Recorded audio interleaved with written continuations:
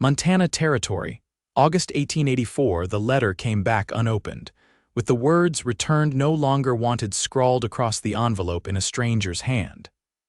Naomi Jensen stared at it from the hard bench outside the station house in Miles City, her face still and her hands clenched in her lap.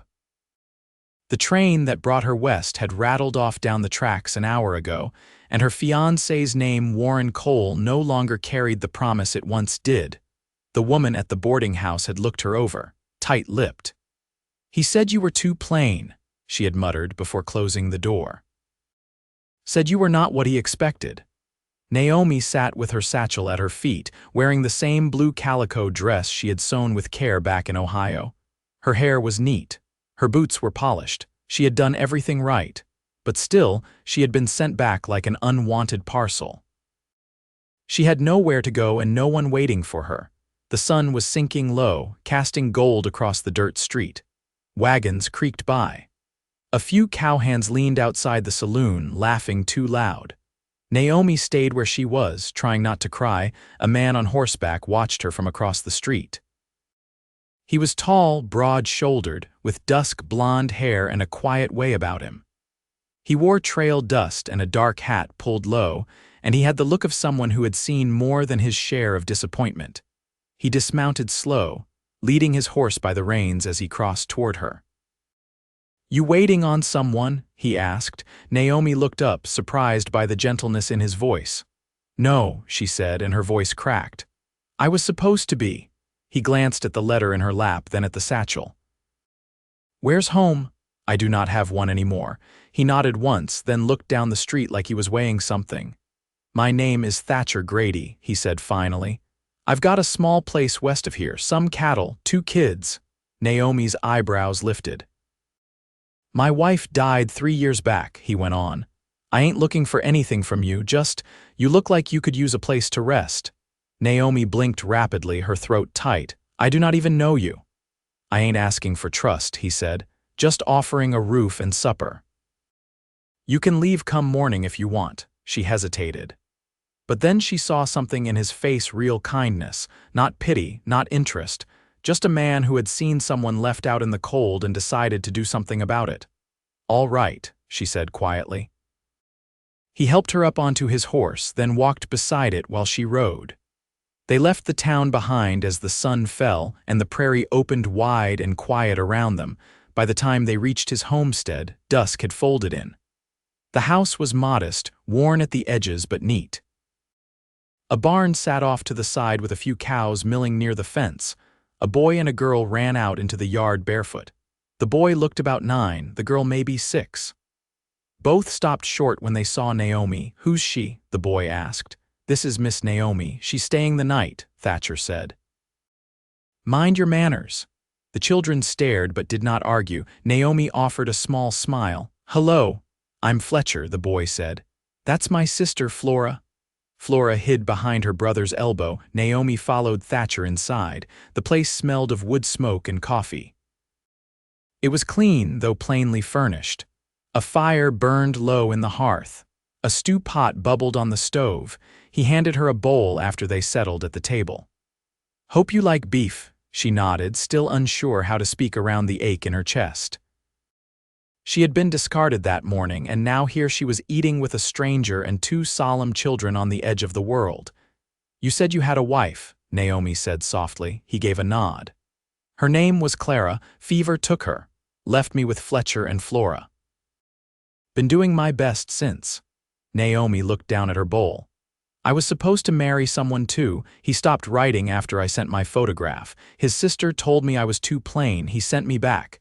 Thatcher did not flinch or look away. "I had fancy once. Clara was beautiful, sure. But it was not her looks I missed. It was how strong she was, how she listened, how she loved the kids." Naomi looked up. "I do not care about fancy," Thatcher said. "I want real." Naomi sat very still as those words settled over her like a blanket. Nobody had ever spoken to her like that. Like what she was mattered more than how she looked. After the children were put to bed, Naomi stood awkwardly near the door. "I can sleep in the barn if that is better." "No," Thatcher said. "You'll take the bed." "I will sleep by the hearth." She wanted to argue, but she could already see he had made up his mind. So she nodded and went to the room. The bed was firm, the quilt hand stitched.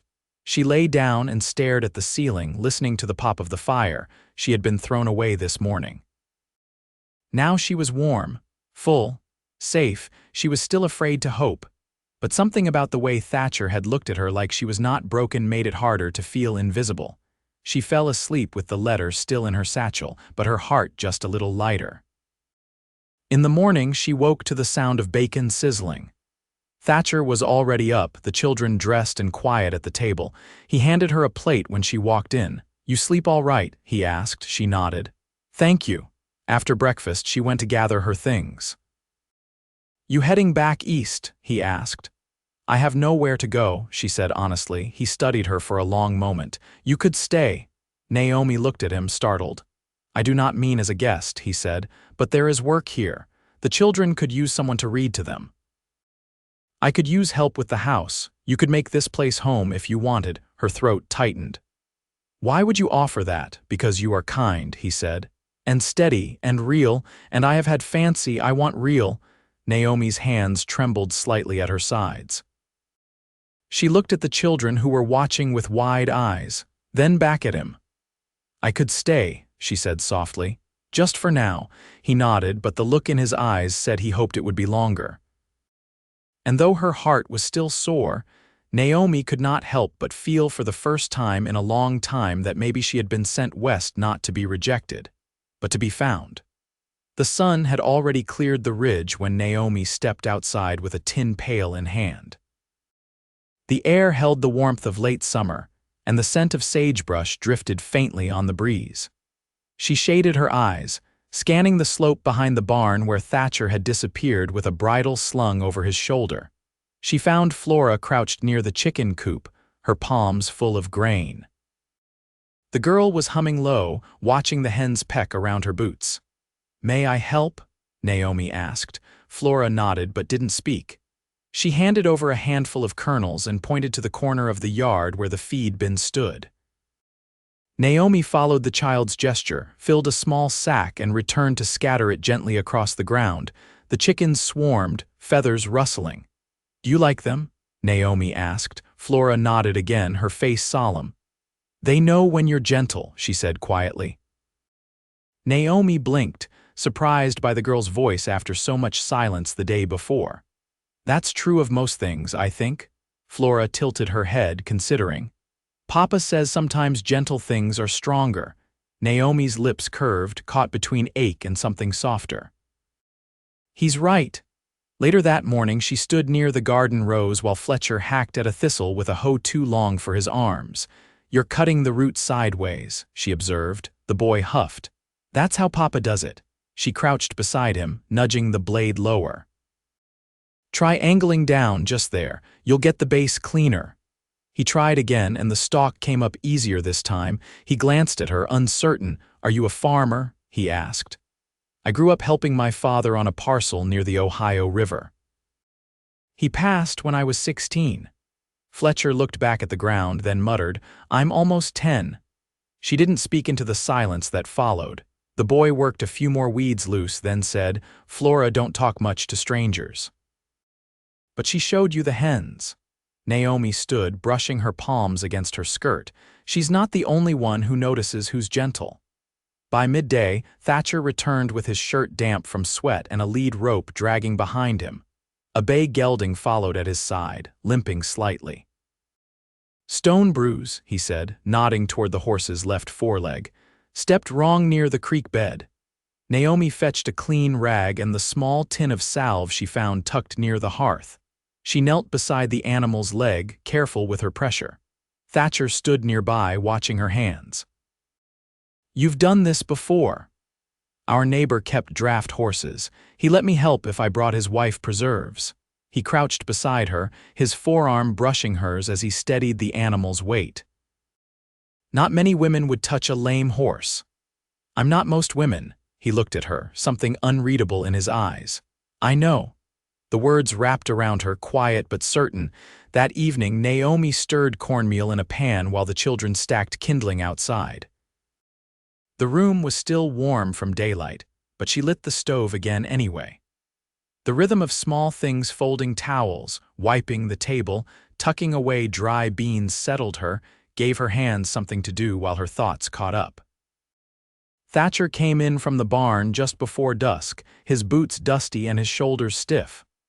"I fixed the latch on the far gate," he said, washing his hands in the basin. "Cows kept slipping through." "You work sunup to dark," she said, not accusing, just stating. "There's no one else to do it." She scooped stew into bowls, set them on the table. "You shouldn't carry all of it." He sat down slowly, glancing at the children as they quietly took their places. "I don't know how to ask for help anymore." "You didn't ask yesterday," she reminded him. "You offered," he looked up, met her eyes, "and you didn't run." "I've done my share of that," she said, her voice low, "but I'm tired of being somewhere I'm not wanted." He didn't answer right away. "Then you're wanted here." Simple, unforced. After supper, Naomi stepped out to the porch while the children dried dishes. The sky stretched wide above her, painted in violets and rust. She wrapped her shawl tighter and listened to the soft sounds of cattle in the distance. Thatcher joined her after a while, lowering himself onto the top step with a quiet grunt. "What do you miss?" she asked after a long time. He traced a crack in the wood with his thumb. "The way Clara used to sing to Flora when she had night terrors." The smell of her bread cooling on the windowsill, laughter in the house. Naomi nodded slowly. "I miss hearing my name said like it mattered." He turned his head just enough to meet her gaze. "Naomi," he said. She swallowed. "That name matters here." She looked away, breath catching. "You barely know me. I know you're steady and kind and not afraid of hard work or hard truths." He paused, then added, "That's more than most folks ever let you see." She said nothing, but her hand rested near his on the step, close enough that their fingers nearly touched.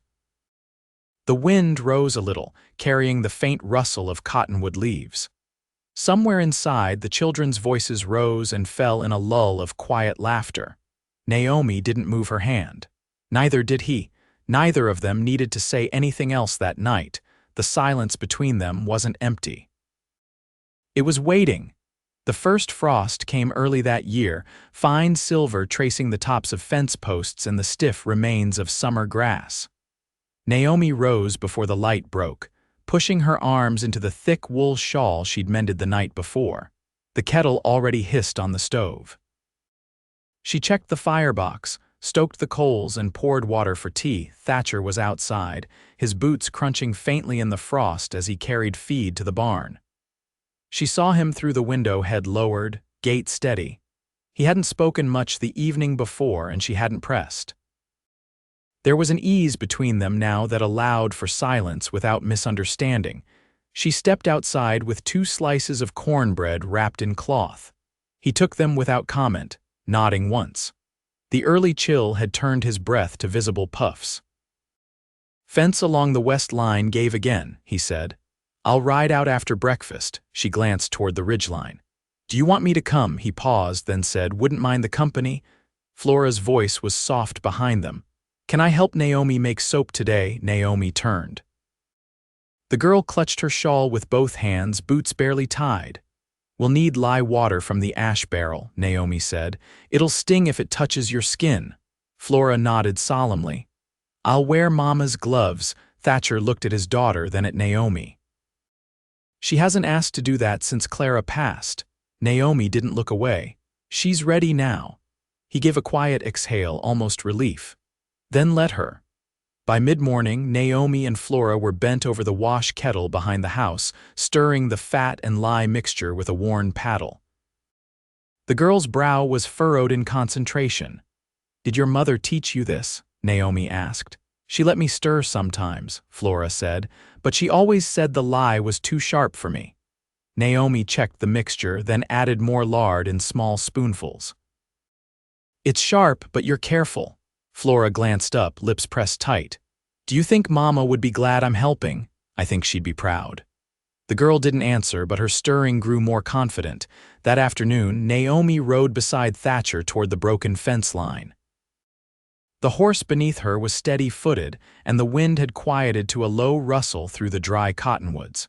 She kept pace easily, Her thighs sore from the saddle but not unready, Thatcher pointed to a gap where the rails had slipped loose. Elk, maybe. Or wind after a thaw. They dismounted, and while he hammered fresh nails into place, Naomi gathered stray rails, stacking them where he could reach without pause. "You ever think about going back east?" he asked, not looking up. "No one left there to go back to," she said. "And I don't miss the way they looked at me, like I took up too much space just breathing." He gave a low sound in his throat. "You don't take up space here, you make it steadier." The wind shifted, carrying the scent of turned earth from a nearby draw. Naomi leaned against the fence post, watching him work. "You still think of her often?" she asked. He paused, then nodded. "Not always the way I expect. Sometimes I smell her soap in the kitchen. Sometimes I say something she used to say and startle myself." She didn't fill the silence that followed. "But I don't feel guilty anymore," he said. "Not when I look at you." Naomi's breath caught. The way he said it quiet, certain settled somewhere deep under her ribs. "I don't feel discarded anymore," she said. He straightened, brushing sawdust from his palms. "Good." They rode home as the sky turned to slate. The children were inside when they returned, Flora curled on the floor with a book and Fletcher carving something small from a block of pine. The house smelled of stew and tallow. Naomi stirred the pot while Thatcher washed up at the basin. "Flora said you let her pour the soap into molds," he said. She was steady with her hands, and she asked. She hasn't asked much of anyone in a long time. Naomi ladled stew into bowls. "She trusts you. She's just learning how to share that with someone new." He took his bowl from her, fingers brushing hers for the briefest instant. "And I trust you." That night, after the children were asleep and the fire burned low, Naomi reached for the mending basket. Thatcher sat across from her, oiling the saddle straps. The light from the coals flickered across his face. "I never pictured children in my life," she said. He looked up. "Not because I didn't want them. I just never thought anyone would think I was enough to raise them beside them." "You're enough," he said. "More than," she set her needle down. "I don't need flowers or sweet words." "I wouldn't know how to give them," he said, "but I can give you a place that's yours. A family that doesn't leave. A man who won't forget what it is to be alone." Naomi stood slowly, crossing the room to where he sat. He set the straps aside, his hands resting open on his knees. "I don't want to be a guest anymore," she said. "You aren't? I want to stay if you'll have me fully." Not out of kindness, out of wanting. Thatcher rose and for the first time placed his hand at the small of her back. "I've had fancy," he said again, softer now, "but I want real. And you're the most real thing I've ever touched." She leaned into him, and he held her like a man who knew what it meant to lose and had found something worth holding on to twice as hard. Nothing else was said that night. It didn't need to be. The first snow drifted in slow and silent, dusting the tops of the fence rails and softening the sound of boots over packed dirt. Naomi stood near the barn, her fingers red from the cold as she worked a loop of new rope through the hitching rail. Thatcher had shown her how to braid it tighter, and her hands remembered even when her mind wandered. He was across the yard, splitting wood with clean, even strokes. Each swing sent a quiet rhythm through the stillness, and she paused once, watching the line of his shoulders move under the worn fabric of his coat. She felt no need to call out to him. They'd long since learned how to move around each other without breaking the quiet. Inside the house, Flora was with Mrs. Tills from the neighboring homestead, a widow with a kind way who had agreed to sit with the children when Naomi needed to ride into town. Thatcher had insisted Naomi take the wagon that morning, saying she'd earned time for herself, though he hadn't said it unkindly. She hadn't gone far just to the mercantile and back, but the gesture had stuck with her. She coiled the rope neatly and turned toward the house. Thatcher met her halfway, carrying an armful of kindling. "Mrs. Tills said Flora read out loud the whole time," he said. "Didn't even whisper." Naomi smiled, tucking a loose strand of hair behind her ear. "She's getting stronger." He shifted the kindling and pushed open the door for her. "You too," she glanced at him, unsure what he meant. "I haven't changed." "You've settled your weight," he said. There's a difference between standing still and standing steady. Inside, the warmth wrapped around her. The kettle on the stove had begun to rattle faintly. She took it off the heat and poured the water into the basin, dipping a cloth and wringing it out. "I saw the notice in town," she said, laying the cloth over a rising loaf near the hearth. "They're hiring at the schoolhouse. Just for a few afternoons a week." He looked over from where he knelt beside the stove. "You thinking of it? I could teach letters, arithmetic." She hesitated. "But I'd only want to if it didn't take too much from here." He stood, brushing ash from his palms. "I'd never hold you back from something that made you feel useful." "I already feel useful," she said. I want to be part of the town too, be seen there like I am here." He studied her. "Then take it." She nodded, her chest tighter than she'd expected. "I didn't think you'd say it's so easy. You've always done what needed doing," he said. "Now it's time to do something you want." That night, after the children were asleep and the fire dimmed low, she found him in the shed oiling the harnesses. The air smelled of leather and beeswax, and the only light came from the lantern beside him. "I never told you what I used to dream about," she said. He looked up. "Tell me now." "I wanted a window that faced west, a kitchen with more light, and someone who didn't walk out the door when I opened my mouth." He set the harness down and stood. "You've got a window that looks west," he said, "and I built a shelf last week for more light over the sink." She stepped closer, the lantern glow catching the pale rise of her cheek. "You listen more than any man I've ever met." "I watch too," he said. They stood close now, the air between them warmer than the lantern could explain. "I've been thinking," he said, voice low, "about the way you fill this house, about how you know where everything goes without asking. How the children sleep deeper now, how I sleep deeper." She swallowed. "I keep wondering when I'll be asked to leave." "You won't." She looked up at him. "You sure?" He reached for her hand. "Naomi, I've had a woman who was beautiful in ways that turned heads. But you're the one I built hope around without even realizing it." Her breath hitched. "I wasn't sent here to be claimed." "No," he said. "You were sent here to be seen." Then he kissed her, slow and certain, like he'd been meaning to for weeks but needed her to know she could say no first. She didn't when they parted. Her forehead rested against his chest and his hand stayed warm at the back of her neck. "I want to marry you," he said. "Not out of need, because I choose you." She closed her eyes. "That's all I ever wanted." He held her there in the quiet, surrounded by the scent of leather and the hush of snow against the roof. And for the first time, Naomi Jensen felt not just chosen but claimed by a life she had helped make with her own hands. They stood there a while longer before blowing out the lantern and walking back toward the house, side by side. The wedding was held just after the thaw, when the cottonwoods along the creek bed unfurled their pale green buds and the hills shed the last of their snow. Naomi stood beneath a wooden arch Thatcher built himself, the posts wrapped in willow branches and early blooming wild plum. Flora had tucked a sprig of lavender behind Naomi's ear that morning, her small fingers careful and proud. Only a handful of neighbors came Mrs. Tills and her grown son, the Blackstone brothers from the next homestead over, and a quiet couple who brought warm bread and a jar of pickled onions. Fletcher stood straight beside Thatcher, his boots polished and his hair combed down flat, though a stubborn cowlick still curled at the crown. Naomi wore a dress she'd sewn from cream muslin, with sleeves just long enough to keep the wind off her wrists. She hadn't asked for lace or ribbons. What she wanted stood across from her, holding her gaze with the steadiness that had first made her breathe easier. When the preacher finished speaking, Thatcher didn't rush. He reached for her hand slowly, as though memorizing the shape of her fingers in his. He kissed her only once, gently, and she closed her eyes because she wanted to feel it with everything else quiet.